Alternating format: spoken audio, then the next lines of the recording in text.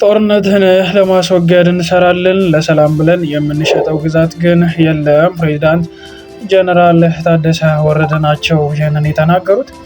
የትግራይ ጊዜያዊ አስተዳደር ፕሬዚዳንት ጀነራል ታደሰ ወረደ ይህን ያሉት የትግራይን ህልውናና ደህንነት ለማረጋገጥ በሚል መሪ ሀሳብ ከታቆየው የትግራይ ጊዜያዊ አስተዳደር የአመራር አቅጣጫዎች፣ እቅዶችና አፈጻጸም ላይ ከክልል ከዞንና እንደዚሁም ደግሞ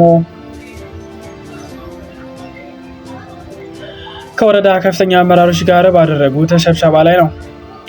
ትግራይ በተለያዩ ዘርፎች እጅግ በጣም አስቸጋሪና ጫና የበዛበት ሁኔታ ውስጥ ትገኛለች ያሉት ፕሬዚዳንት ታደሰ ወረደ ያለን ምርጫ እነዚህን ተግዳሮቶች ተቋቁመን መውጣት ነው ብለዋል።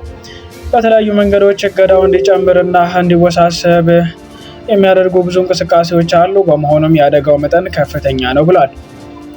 ጣይም ሆነ ውጫዊ አደጋ ከጊዜ ወደ ጊዜ እየጨመረ ይሄዳል። በመንግስታዊ አገልግሎት ላይ ያለው ጫና መጨመሩ፣ በፍትህና ዳኝነት ላይ ያለው ውስብስብ ችግር፣ ያለን ደካማ ኢኮኖሚ፣ ስርዓታዊ የሚመስል የሙስና ችግር፣ ተጠናክሮ የሚቀጥለው እገዳና ቦን ሆኖ የሚሰሩ አካላት መጨመራቸው የተጋላጭነታችን መጠን በእጥፍ እንዲጨምር አድርጎታል ሲሉ ጀነራል ታደሰ ወረደ ተናግሯል።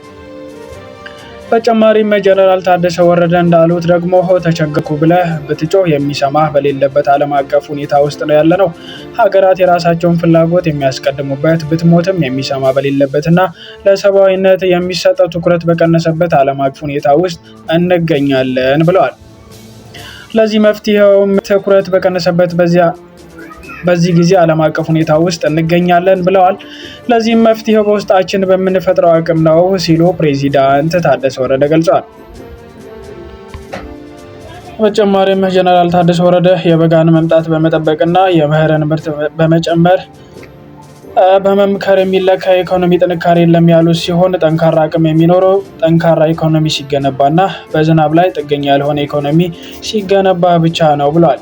ከጎረቤት ክልሎችና ከፌዴራል መንግስት ጋር ያለውን ግንኙነት በአግባቡ እንሰራበታለን ያሉት ፕሬዚዳንት ታደሰ የሚኖረንንና የምንፈጥረውን ግንኙነት ግን በአቻ ለአቻ መርህ በራስ መተሳሰርና መደጋገፍ ላይ የተመሰረተ መሆን አለበት ሲሉ ተደምጠዋል።